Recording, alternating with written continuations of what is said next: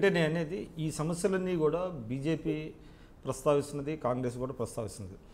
మీ కొత్తగా వచ్చేటువంటి పార్టీ ప్రజలను ఆకర్షించడానికి మీ నినాదం ఏంటి? స్పష్టంగా మీకు మొదట్లోపడే చెప్పాను నేను. తెలంగాణ రాష్ట్రంలో అధికారంలోకి రానటువంటి ఉద్యమకారులు సబ్బండ వర్ణాలకు పెద్దపీట వేయడం అనేది రేపు మా యొక్క కొత్త పార్టీ యొక్క లక్ష్యం అవుతుంది. అదే చాలా పెద్ద వనరు తెలంగాణకి. ఎందుకంటేనంటే తెలంగాణ రాష్ట్ర ఉద్యమంలో పాల్గొన్న ఉద్యమకారుడు లేడు, పోరాటం చేయనటువంటి వాడు లేడు. వాడు ఇవాళ అధికారంలో భాగస్వామ్యం కావాలని కోరుకుంటున్నాడు. ఇవాళ ఎస్సీ బీసీలు పెద్ద ఎత్తున పోరాడితేనే తెలంగాణ వచ్చింది.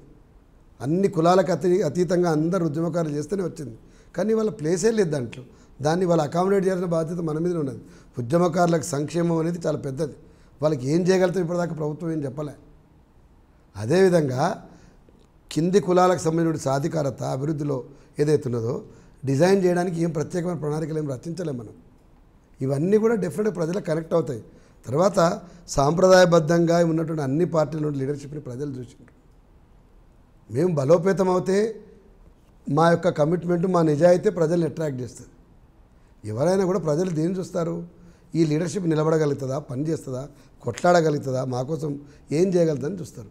కేవలం మేనిఫెస్టో కోసం అయితే పుస్తకాల్లో రాసే మేనిఫెస్టో బహుశా నాకు తెలిసినంత కేసీఆర్ కంటే మంచి మేనిఫెస్టో ఎవరు రాయాలి? ప్రపంచంలో ఉన్నాయని దాంట్లో ఉన్నట్టుగా రాసుకున్నారు. కానీ మేనిఫెస్టోని ఇవాళ ప్రజలు నమ్ముతున్నారా? కేసీఆర్ మేనిఫెస్టోలో ఏదానైనా అమలు చేయడం నమ్ముతున్నారా? నువ్వు రాసింది ఏంది, చేస్తుందని ప్రజలు అడుగుతున్నారు. అందుకోసం మా మేనిఫెస్టో ఎంత గొప్పదన్నదానికంటే మా మేనిఫెస్టోలో సాధారణమైనటువంటిది ప్రజల అభివృద్ధి, సాధారణమైనటువంటి సామాజిక న్యాయం, ఈ రెండు అంశాలనే ప్రదానం చేస్తున్నాం. దాంతోపాటు ఉద్యమ నాయకత్వాన్ని ముందుకు తీసుకొని వస్తున్నాం. డెఫినెట్గా ప్రజలు విశ్వసిస్తారు. ఇప్పటికే ఫెడప్ అయిపోయినారు. ఎందుకంటే పాలకపక్షమో ప్రతిపక్షమో తెలియనటువంటి ఒక కన్ఫ్యూజన్ కూడా తెలంగాణలో ఉన్నది. ఖచ్చితంగా ప్రతిపక్షంగా నిలబడగలుగుతారు, కొట్లాడగలుగుతారు, అనేక అంశాల లోపల కడిగి పారేస్తారనేటువంటి విశ్వాసం ఉంటే ఖచ్చితంగా లీడర్షిప్ని యాక్సెప్ట్ చేస్తారు. ప్రధానమైనటువంటి నాయకులు అంటే మీరు ఇందాక అన్నారు, ఉద్యమంలో పాల్గొన్నటువంటి నాయకులు ఎవరైతే ఉన్నారో వాళ్ళందరూ మీరు పెట్టబోయే పార్టీ ఒక వేదిక అవుతుంది. అంటే ఎంతమంది అటువంటి నాయకులు ఉన్నారు, పేరు వచ్చిన నాయకులు కొంతమంది చెప్తారా? నేను ఎన్ఎం శ్రీనివాసరెడ్డి గారు డే1 నుంచి కలిసి పనిచేస్తూ ఉన్నాం. మీ అందరికీ తెలుసు, ఆయన టీఆర్ఎస్లో మహబూబ్నగర్ జిల్లా అధ్యక్షులుగా ఉన్నారు. తొలినాళ్ళలో టీఆర్ఎస్కి వచ్చిండ్రు. బ్రహ్మాండంగా ఉద్యమాలతోటి తెలంగాణ రాష్ట్రాన్ని బలోపేతం చేసిండ్రు. తర్వాత మహబూబ్నగర్ శాసనసభ సభ్యుడిగా గెలిచిండ్రు. భారతీయ జనతా పార్టీ బయటకు వచ్చిన తర్వాత తెలంగాణలో ఈ రాష్ట్రంలో ఉన్నటువంటి పేదలైనటువంటి అగ్రవర్ణాలు సంక్షేమం కోసం ఎదురు చూస్తున్నారు. అట్టడుగు వర్గాల ప్రజలు చిరకాల వాంఛనీయుడు అధికారం కోసం చూస్తున్నటువంటి కాన్సెప్ట్ తోటి వారు బయటకు వచ్చి మాతో అండదండగా ఉన్నారు.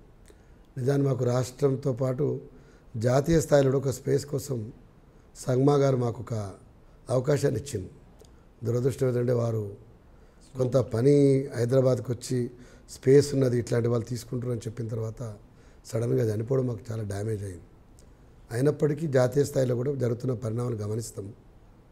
తెలంగాణలో తెలంగాణ రాష్ట్రంలో నాయకత్వం మాకు ప్రధానమైన టార్గెట్. ఎందుకంటే ఇవాళ తెలంగాణ రాష్ట్రంలో డే1 నుంచి పనిచేసినటువంటి నాయకులకు స్పేస్ లేదు. వాళ్ళకు ఒక పెద్ద స్పేస్ ఇచ్చే ప్రయత్నం చేస్తాం. అదేవిధంగా తెలంగాణ ఉద్యమంలో ముందు నడిచినటువంటి విమల కానీ, గద్దర్ కానీ, కోదండరాం కానీ, ఈ మధ్యకాలంలో రైతుల కోసం నేనున్నాను తిరుగుతున్న చంద్రకుమార్ గారు కానీ, జేఏసీ నాయకులు చాలామంది కూడా ఉద్యోగ సంఘాల్లో పనిచేసిన వాళ్ళు ఉన్నారు. అదేవిధంగా విద్యార్థి సంఘాల వీళ్ళందరూ కూడా కలిసి మాట్లాడుతూ ఉన్నాం. అందరం కూడా ఒక వేదిక వచ్చే ప్రయత్నం చేస్తారు. ఇప్పటికీ గద్దరన్న ఇంటి పార్టీ యొక్క అవసరం ఉందని చెప్పేసి వారు చెప్పడం జరిగింది. మాట్లాడడం ప్రత్యేక పార్టీ పెడతారంటున్నారు కదా. అంటే ఇప్పుడు మేమైతే విశ్వసిస్తున్నాము అందరం ఒకే వేదిక మీదకి వస్తాం. బహుశా జూన్ 2నే ఒకే వేదిక మీద అందరం ఒకే పార్టీకి ఆవిర్భవించకపోయినా ప్రయత్నాలన్నీ కూడా అల్టిమేట్గా ఒక్క పార్టీగా రూపుదిద్దుకోవడానికి అవకాశం ఉంటుందని భావిస్తాము. నాయకత్వం మీరే వహిస్తారా, వేరే వాళ్ళు ఎవరన్నా? నేను నాయకత్వం వహించడం కోసం పార్టీ పెట్టిన అనడం కోసం నేను లేనండి.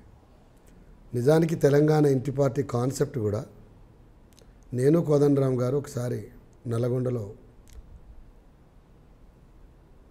తెలంగాణ ఆటపాట ధూమ్ధాం నడుపుతున్నప్పుడు మొన్న ఈ మధ్యకాలం ఏపూరు సోమన్న దాన్ని ఆర్గనైజ్ చేస్తున్నాడు.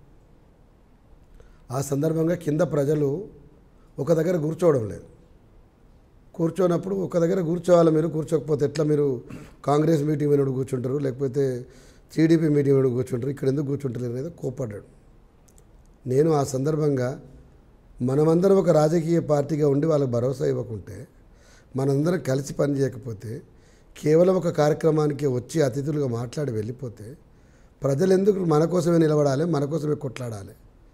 ఇది ఎట్లా సాధ్యమవుతుంది? వాళ్ళకి భరోసా ఇవ్వడం కోసం మనమే ఒక తెలంగాణ ఇంటి పార్టీగా, ఉద్యమ పార్టీగా ఎందుకు రాష్ట్ర ఆవిర్భావం రోజు రాకూడదు అని చెప్పేసి ఒక మాట అన్నాం. అది మీలాంటి మీడియా మిత్రుల యొక్క సహకారంతో పెద్ద వార్తగా రూపుదిద్దుకున్నది. జూన్ 2న తెలంగాణలో కొత్త పార్టీ రాబోతున్నది. ఒక ఎస్టాబ్లిష్మెంట్ ఆఫ్ వార్త అయిన తర్వాత దాన్ని వెనక్కి తీసుకోవద్దు.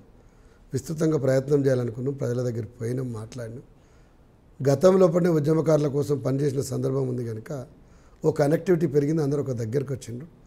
ముఖ్యంగా ఈ మధ్యకాలంలో కేసీఆర్ ఒంటెద్దు పోకడలే అనుకోండి, కొన్ని సామాజిక వర్గాల ఆధిపత్యం వహించడం అనుకోండి, అదొక తీవ్రమైన అసంతృప్తిని తెలంగాణ ప్రజాక్షేత్రంలో నిలబెట్టింది.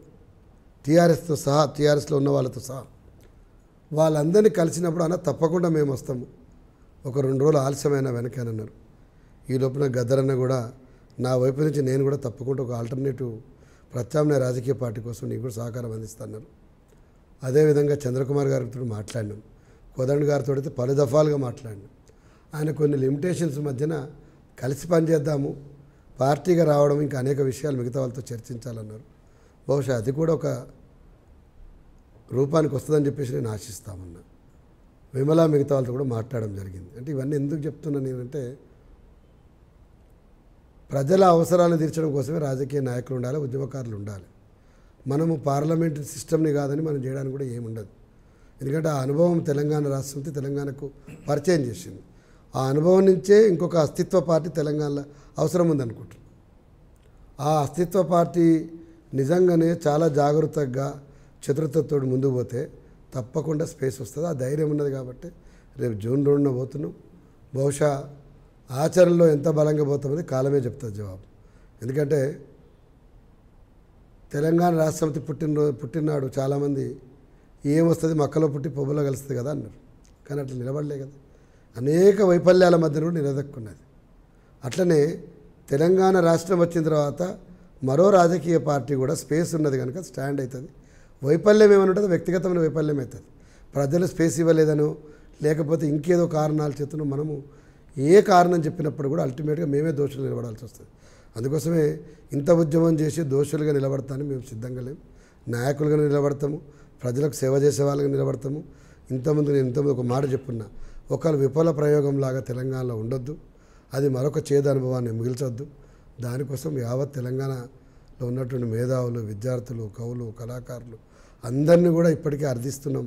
అందరం కలిసి ఒక వేదికగా వద్దాం, ఒక ప్రత్యామ్నాయాన్ని తెలంగాణ ప్రజల ముందర పెడదాం, వాళ్ళలో భరోసా నింపుదాం అంటున్నాం. ఆ పనిలో పడ్డాం.